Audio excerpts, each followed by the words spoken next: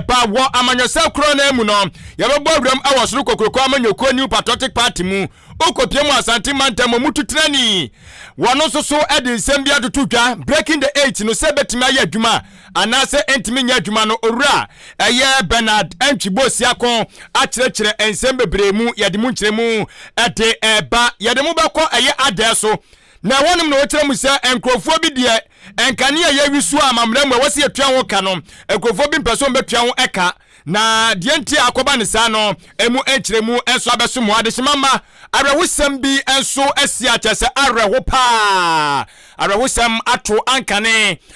Speaker of Parliament ekopiem mrasibedwam a ankane mrasibedwam chiamehene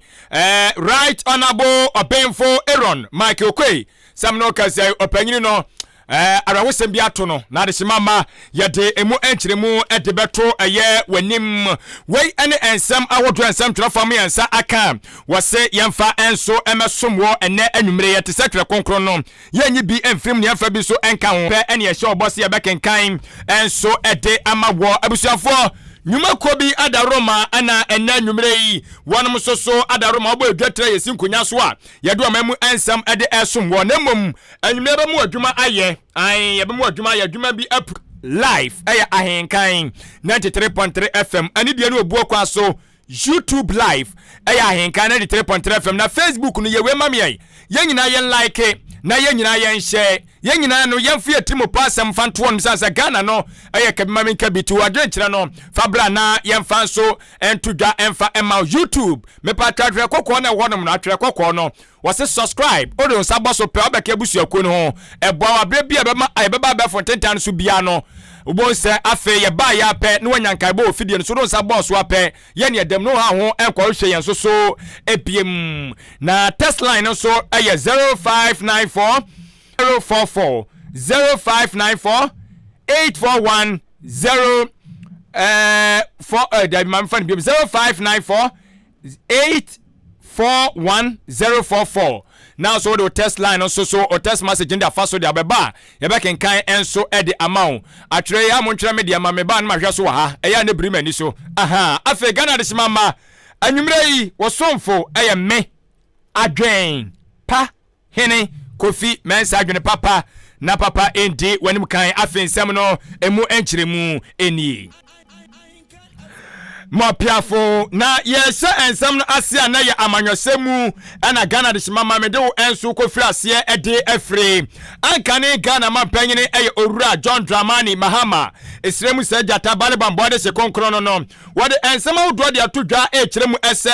wonam na wotete ana afenso kura no abe fontentan so no wo sensem bi gusu a edi ahim ewo so a kyese ni nyina no eye ensem a efa wono owura John Dramani Mahama ho ene se waso kogina simpie ni apaso ewo eye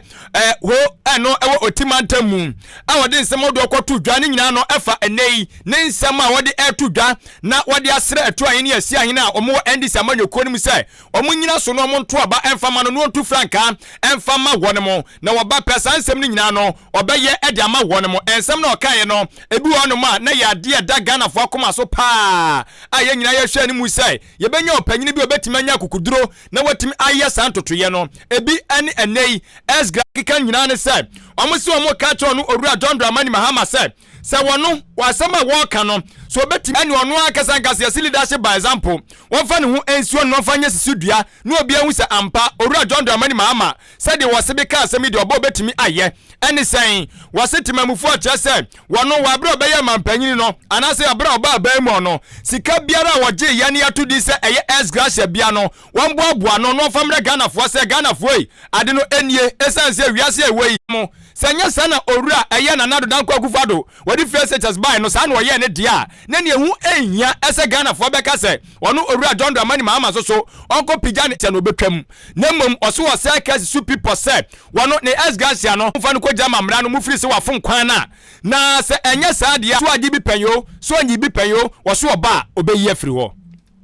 Ex gratia continues to be paid to this small segment of people, Article 71. And so we said the disparity is not fair. And so I said categorically is not fair. And so I said categorically that when we come into office, we will cancel ex gratia for the executives, because the president is in charge of the executives, so he can cancel it for the executives. But then you have to persuade the other arms of government to see that there's no fairness in continuing to pay yourselves ex gratia when they receive it, because you are the leaders. You must show by example. If the economy is in crisis, why should we continue to take ex gratia when the rest of the public and civil service don't take it? And so I said categorically that we will cancel ex gratia. And then somebody who should know better, a lawyer, he said, oh, then I should refund all the ex gratia we took before to show Ghanaians that yes, we are serious about cancelling it. He does not even know the principle in our... Ankane Ghana man panyini John Dramani Mahama esem seja tabade bambode se konkono wo se ne nsem owo ede mamu amo frese won fan esgasia no a waje ndada ni nyina mra no anu ye owo de mamo na nei yeso amo aso atemu nkyeremu ewo Ahenkan 93.3 FM anwumre no sia Ahenkan Kasiebo esuo ne yeda so agyirem ewo eye amanwesam ensusu